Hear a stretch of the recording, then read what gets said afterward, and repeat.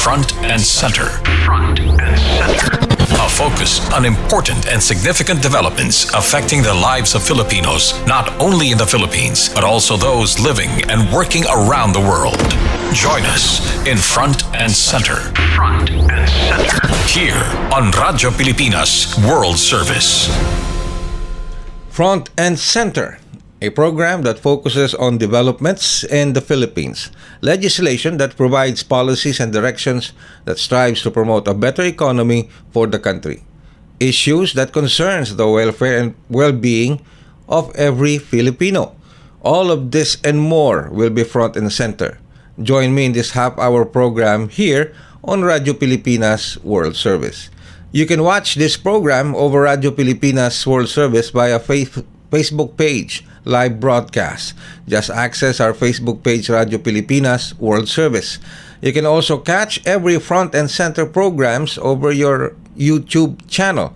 Just type in our YouTube browser or in your YouTube browser, Radyo Pilipinas World Service. The program Front and Center and the other programs of Radyo Pilipinas World Service can also be listened to the following shortwave frequencies: 12.010 MHz, 15.640 MHz, and 17.820 MHz. So, join us for another edition of Front and Center. I am your host, Rey Sampang. The Philippine Statistics Authority posted the gross domestic product of the Philippines in 2023 at around 5.3%. This is much lower than the 2022 gross domestic product of the country, which was pegged at 7.1% or 7.2%. That is a big difference compared to the 2022 GDP growth.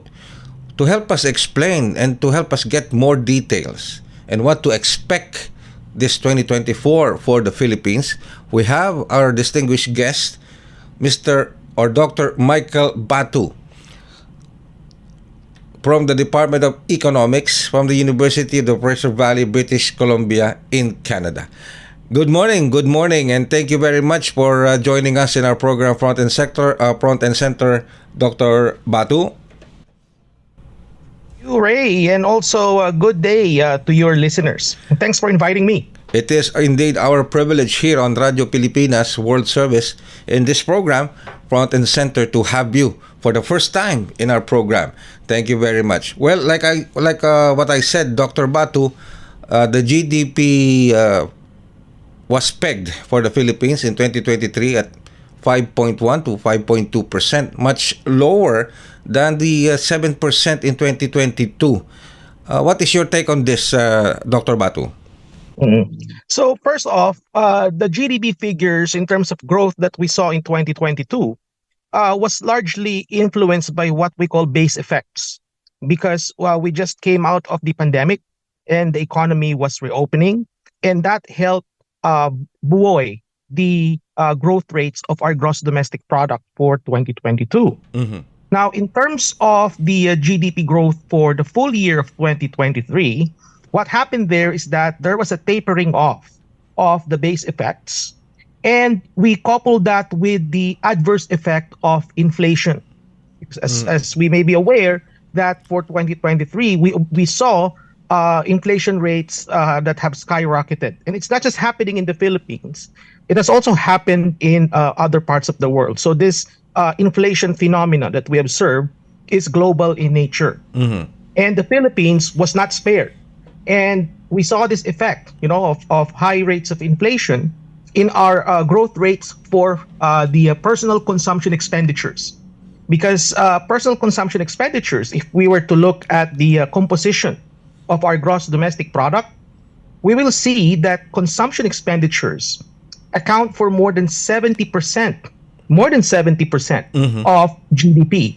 And consumption is influenced very much by high prices. Mm-hmm. So imagine if prices increase, as shown by the high rates of inflation, what consumers do is that they withhold spending or they reduce spending. Mm-hmm. And this has an adverse effect on the consumption expenditures in our economy. Mm-hmm. And ultimately, this was reflected by the lower than expected growth rates for our gross domestic product. So more on the inflation side that has caused this lower than expected GDP for 2023, plus the other geopolitical occurrences worldwide. Yes, exactly. It's good you mentioned about the geopolitical climate, because at the time globally we're reeling on the effects of the war in the Ukraine with Russia, and we saw commodity prices go up. There's also this conflict in Gaza, and these effects, of these geopolitical events has led to its impact on, for instance, prices of oil. And and the increase in oil prices, of course, has contributed largely to the increase in the rate of inflation observed in the Philippines, because we import our oil or fossil fuel, we import them, and as a result, we saw large spikes in inflation in 2023. And as I've said earlier, this has led to a decrease, not really a decrease, but lower than expected growth rates for our gross domestic product, really. Okay, so inflation and geopolitical situation across the globe and other, let's say, headwinds were present in 2023. But here in the Philippines, I know you've been closely watching the developments here in the Philippines, especially when it comes to the agricultural supply chain and the supply of basically of all agricultural products. What do you see is the main problem in the supply chain here in the Philippines, especially when we talk about the agricultural products that, of course, can drive inflation, because one that drives inflation upwards is the food index. Of course, absolutely. So, Ray, the issue in the agriculture sector in the Philippines is multifaceted. There's no easy way to fix it. But let us see if we could delve a little bit deeper in the issue. So, what's going on in the agriculture sector is that it's not as productive as it should be. So, how do we define productivity here? So, productivity means that we're able to produce more out of the limited resources that we have. Okay. And what's going on is that among the farmers, for instance, we can observe low efficiency rates, among the farming population. And in addition, the lands, that the farmlands, for example, have been decreasing over the decades. Okay. And not to mention, of course, climate change rate, because the Yes. Philippines, we are affected by climate change. We've seen more frequent typhoons, and these typhoons are getting stronger in intensity. So we see increases in intensity and frequency of these typhoons as a result of climate change. Not to mention, like in terms of the waters around our country, the waters, the temperature in the waters have changed, which has affected our fishery sector largely. And also we have to also mention this, Ray, that one of the things, since you mentioned the supply chain, we need to look at it from the point of view of infrastructure. Okay, so we need more irrigation. We need more farm to market roads to connect the farmers to the millers, and ultimately from the millers going to the markets. Okay, and also we need to look, in terms of those who take advantage. In this kind of market, as we've seen, there's price manipulation for some agricultural products. We've seen this in the past. And also we have to look at ultimately helping our farmers. Because, at the end of the day, our farmers, they need help. And this is what other countries like Vietnam do.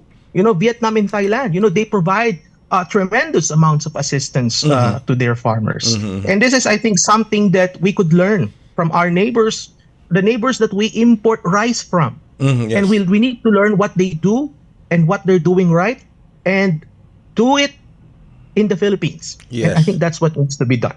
And precisely, going back to what you said, Dr. Batu, President Marcos Jr.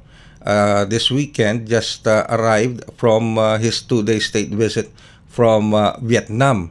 And it was a successful state visit. And one thing that caught my attention is that when he said that we should take the cue from Vietnam or get the best practices in Vietnam when it comes to its agriculture sector and other aspects of its economy. So Vietnam is doing something, probably doing something right, something good, that made the president say that. Ray, let me give you a concrete example. Uh, if you look at the budget of the agriculture sector in Vietnam, the budget for the agriculture sector accounts for 5% of the total government budget. Boom. In contrast, in the Philippines, the budget of the Department of Agriculture is 3% of the total budget. So if we want to at least, start doing the right things that Vietnam is doing, for example, is to, for starters, we could, begin to look at increasing the budget for our agriculture sector. Also, like to, of course, I've mentioned the farm to market roads, the infrastructure, connect the supply chain, and also, Ray, one thing that doesn't get a lot of attention is the fact that many of our farmers are, in terms of the farming population, they're declining because the children of the farmers, they don't want to farm anymore. And what ends up happening is that the children of the farmers, they migrate to cities, to seek greener pastures. And what happens in the farmland is that nobody's farming it anymore. Yes. So I think what needs to be done as well is to make farming great again. To make farming a profession. A profession that our farmers can be proud of. Yes. Well,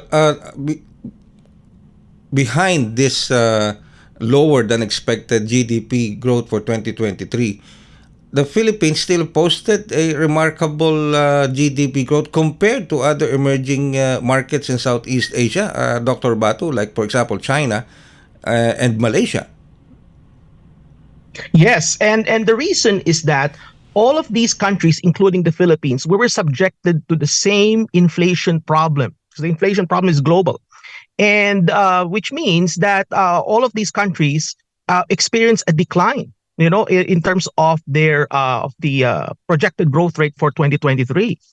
And what ends up happening there is that we fared better compared than our neighbors. Which is actually a good thing, in this sense, a really good signal to foreign investors, Ray. Okay, saying that a good signal to foreign investors. Uh, there was a data or status or data that came out that the foreign direct investments was still lower compared to 2022. So what do you think is the problem there, Dr. Batu?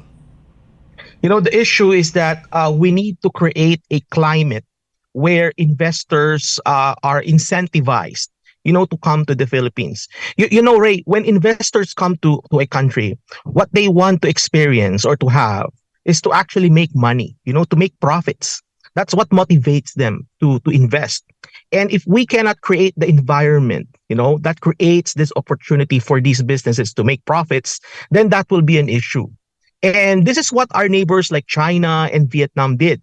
They created conditions, in order for foreign direct investment, like for foreign investors to make profits. And this has created very good effects in their economy, as we've seen over the past 20 or so years. So, which means that in the Philippines, in order for us to be competitive, we need to do certain things, not just to attract and entice investments, Ray, but we also want the investors to stay. We want the investors to stay, to create jobs for our people. And not just like, jobs that are, minimum wage jobs. No. We're talking about manufacturing. We're talking about heavy industry. And it's good that I mentioned manufacturing, because manufacturing is something that we really need to revive. So that's why, as I've said, we need to create, this environment to allow foreign investors to come, to make profits, and in order for our economy to reap the benefits of foreign direct investment. And speaking of foreign investors and foreign direct investments, there is now, in the past few days, there was a move to, let's say, take a look at the economic provisions of the Constitution and revise those economic provisions, wherein it was suggested by some lawmakers that we could probably review or revise the economic provision, especially when it comes to foreign investors taking a bigger stake at a company or owning properties or land here in the Philippines. What is your take on that, Dr. Batu? Mhm. Actually, Ray, and to our listeners, there are two schools of thought on this issue. On one hand, you have this idea that um, we need to fix our constitution to remove those restrictions so that foreign investors to come in. In fact, there's empirical evidence to this, Ray. If you look at data among countries that have loosened their restrictions on investment, like that the legal frameworks have been fixed in such a way, to allow foreign investment to come, we've seen that these countries have good and better economic outcomes than those countries that have restrictive constitutions, for example. But then there's also this other school of thought that there are countries where there are restrictive, for example, you cannot own land, like Vietnam and China. These are two prime examples. But then, even though with those restrictions in place, they were able to allow investments to come and thrive in their respective countries. And they were able to grow their economies as a result of foreign direct investment. So these two schools of thought are very evident now with what's happening in the political climate in the Philippines. And as a result, is that the issue has become divisive. Because on one hand you have personalities who want to amend the constitution, and then you have these personalities who want the constitution to stay as it is. And of course, in this kind of issue, we have to rely on the wisdom of our president. And what the president's actually said, if I'm not mistaken, is that he was kind of averse, for example, to lifting the restrictions on land ownership. Yes. And the president is correct, because as I've said earlier, investors, they come to a country to invest and to make profits. They don't come to a country to own land. Owning land is incidental. But what is needed to be done is to create the environment for these countries to make profits. And that's what Vietnam and China did. In fact, one concrete example would be China. I mean, in China, you cannot really own land there. Land there is leased. You cannot. There's no proper land ownership there. But then they were able to allow companies from Europe, from the United States, to invest, employ their people, generate wealth, and improve the standard of living of their people. So it seems to me that, even though we're not going to let's say alter or amend, whatever the word that they want, like our constitution, to remove these restrictions, as long as the conditions are in place in order to make investors want to come to our country and invest, I think that should be enough. But right now, currently, the conditions are not there, Ray. For example, the cost of energy is still high relative to our neighbors. And high energy cost is a turn off to many investors, because high energy costs would mean they will not have the profits. They won't have the bottom line that they want. So which means that rather go to the Philippines, they'd rather go to Vietnam where energy rates are lower. Right? So again, as I've said, you need to create these conditions, to attract investments, and not just attract them, but also let them stay in our country and improve. The goal is to improve the standard of living of our people. Well, when we talk about supply and cost of energy here in the Philippines, you're right. The cost of electricity here is so high, and we're still experiencing, especially in the rural regions, rural areas of the Philippines, they're still experiencing a lot of power interruptions. Probably that's turning off other foreign investors.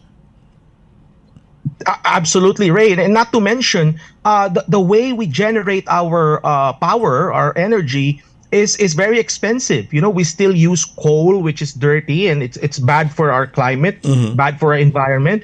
We still have power plants that use diesel, which is again creates a lot of carbon footprint. So I think it's high time, for the Philippines to diversify, our sources of energy, to have cheaper sources of electricity. For example, I remember in the first year of our president, he mentioned about the small modular reactors. Yes, yes. Yes. So I think we need, the government needs to seriously look into this, because this is one way to reduce energy costs. Mm-hmm.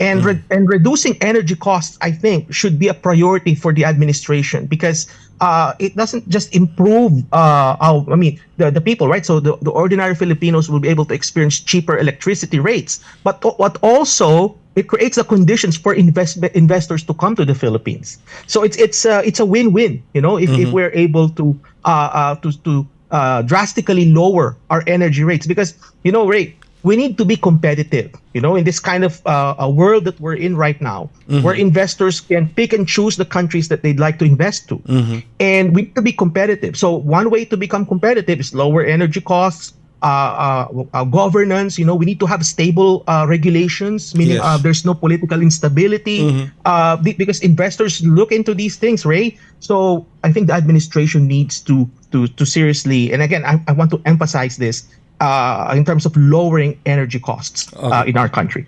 Well, Dr. Batu, the World Bank has made a forecast for the global economic growth. They pegged it at 2.1%. That is lower compared to their previous forecast of 3.1. On the other hand, the International Monetary Fund, the IMF, has raised its forecast to 3.1%. So if I'm an ordinary Filipino listening to this, who will I believe? Help us. How will we evaluate this forecast from these two financial giants? Mhm. Ray, these two institutions, they make forecasts, and economists, and investors, they look at these estimates, when making their decisions. So, for example, for investor decisions, they rely on the information provided by these institutions. But it doesn't mean that we have to believe on one institution alone. And that's why there are many. It's not just the IMF and the World Bank that releases these projections. For example, the Asian Development Bank, they also have sometimes release projections. So there are several institutions that does this, and what we do among economists is that we look at these different sources of information, and then we average them, or we look at which ones are we put weight on, heavier weight on some, less weight on the others. But at the end of the day, we gather all of this information, and then we look at the average, Mm-hmm. and which means that from the way I saw it, in terms of what the IMF provided, in terms of what the World Bank provided, Mm-hmm. I think for 2024, we're in for a globally, like it's kind of a slowdown in growth. This is Mm-hmm. what I've been seeing, and in part it's driven by big economies. Like China, for example, they're experiencing a slowdown in their growth. Their growth is slowing down, Mm-hmm. and also countries like the United States, like big economies, their growth is becoming sluggish. And this creates impacts globally. So for example, like the Philippines, China and the United States, these are our main trading partners, and as a result, what happens is that if these countries have lower growth rates, then we will be affected, because we're exporting goods and we're importing goods as well. So this creates an effect for us internally in the Philippines as well, Ray. Well, Dr. Batu, someone told me that, the GDP growth, or the economic performance of a country, of course, is also measured by the interest rates being pegged by its central banks. Do you believe this? Because the U.S. is not, at least on the last, I think U.S. Fed Chair Powell was not in the mood of saying that they will cut rates come March, and the Philippines Banco Central, or central bank, is in lockstep with the U.S., meaning probably they will also maintain the interest rates as of now. Does the interest rates, does the high interest rates being implemented by the central banks of different countries, especially in the Philippines, can also play a role in inflation and the total GDP growth? Absolutely. You mentioned earlier that when the Federal Reserve, in the United States, if they change their interest rates, we follow them later. That's what usually happens. We follow the rates that are being set in large economies, particularly in the United States. And as I've indicated in the beginning of the program, that in 2022 and in 2023, uh, globally we've experienced a surge in the rates of inflation. And one way to control inflation is to increase interest rates. Because if we increase interest rates, what happens there is that it discourages spending. And if spending is discouraged, what happens is that we experience lower prices. We have a lower price index. That's what's happening. Now, for the case of the Philippines, since we follow, the interest rates that are set elsewhere, particularly in the United States, this also creates an effect for us internally. Because if you increase interest rates, as I've said, spending will be hampered, and not only that, the cost of borrowing is high. Yes. And yes. So, if for example, if you are a business person, and you want to expand your production, you want to hire more people, you want to build more factories, and you don't have enough money to do it, so you have to borrow. But the problem is the interest rates are high. So, which means that you're going to forego your decision to expand your business until such time that the interest rates have become low. So this creates not only an adverse effect on consumption, but also an adverse effect on investments. Because what ends up happening is that the high cost of borrowing affects business decisions. That's you know, it. Yeah. and the high interest rate environment that we've had, for the last year or so, this has also contributed to the lower than expected growth rates, not just for the Philippines, but also for other countries like the United States, for example. Their growth rates have been sluggish in part because of the high interest rates. So we can say, Dr. Bato, it's a double-edged sword, the purpose of these high interest rates, controlling inflation, but at the same time, lessening the productive growth, meaning the overall gross domestic product of a country or of an economy. Yes, it is. It's a double-edged sword in a way because, as I've said, we are able to control inflation, but it comes at a cost. The cost of controlling inflation is that we have lower spending, lower rates of investment because of high borrowing costs, and this will have an effect on the growth rates of the economy. That's why, when central banks, when they set their interest rates, they look at what we call a sacrifice ratio, like how much in terms of GDP growth we are going to sacrifice, if we control for the rates of inflation. Because, in economics, there's no such thing as free lunch, Ray. Everything has a cost and everything has a trade-off. We're going to trade off lower inflation for lower growth rates. And I think that's what happened in large part, not just only for the Philippines, but also globally. Okay. Well, since that we have posted, or the Philippines has posted, a lower than expected GDP growth of 5%, the target was in 2023 was 6 to 7% GDP. What is your recommendation if you were given the chance to talk to Philippine economic managers and even to Philippine President Marcos Jr.? What will be your recommendation to help improve the Philippines GDP, especially in the short term and midterm, especially first quarter or second quarter of this year? So, Ray, we have to look at what other successful countries did. And in terms of what they did, was that all the countries that became wealthy and successful and is able to improve the standard of living of their people, is that they've invested so much in manufacturing, and heavy industry, and actually expanding our industrial capability, our industrial base. If we were to look at the growth rate for GDP for 2023 for the Philippines, is that a lot of this growth has come from the service sector. And there's not a lot of growth in agriculture. Industry is growing, but these sectors like agriculture in particular and industries, these have a lot of potential to grow. Right?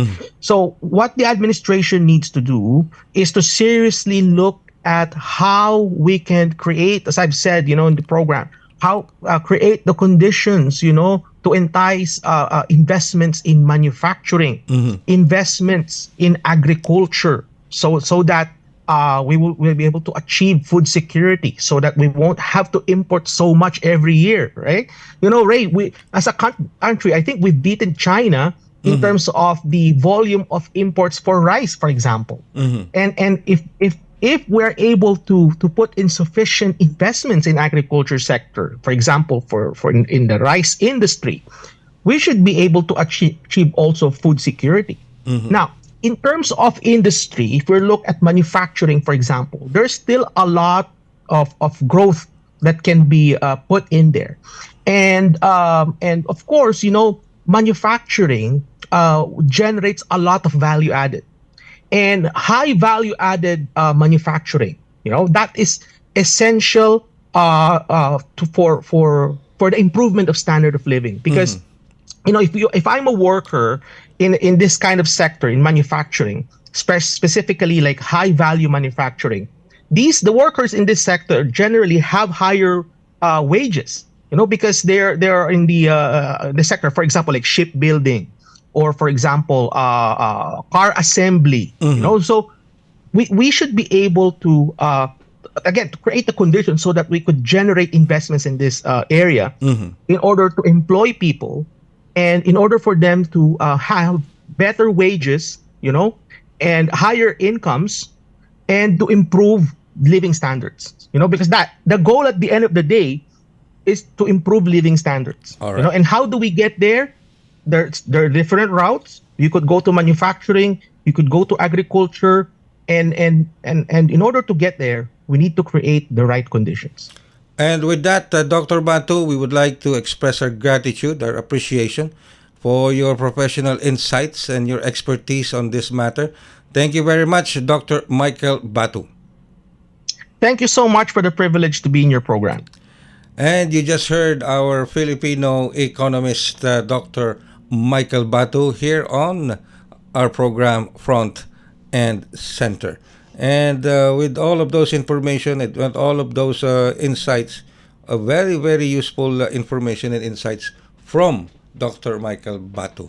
And of course, with that, we bring to a close our edition today of Front and Center here on your station, Radio Pilipinas World Service, the overseas station of the Presidential Broadcast Service, Bureau of Broadcast Services. The program Front and Center and the programs of Radio Pilipinas World Service can also be listened to the following shortwave frequencies: 12.010 MHz, 15.640 MHz, and 17.820 MHz. You can also catch all of our programs here on Radio Pilipinas World Service, especially this program, Front and Center, in our social media platforms. You can catch us at our Radio Pilipinas World Service Facebook page. Just access our Facebook page, Radio Pilipinas. And you can also watch us and listen to us again in our YouTube channel. Just type in your YouTube browser, Radio Pilipinas World Service. So again, thank you very much for joining us for another edition of Front and Center. Of course, special thanks to our producer, Mr. Erwin Peñano, and of course, our technical personnel, Mr. Leo Magpayo and Mr. Milo Dionela. This is Rey Sampang. Thank you very much. Mabuhay and love the Philippines. You have just heard and watched Front and Center. Front and Center. Join us again for another edition here on Radio Pilipinas World Service. Front and Center.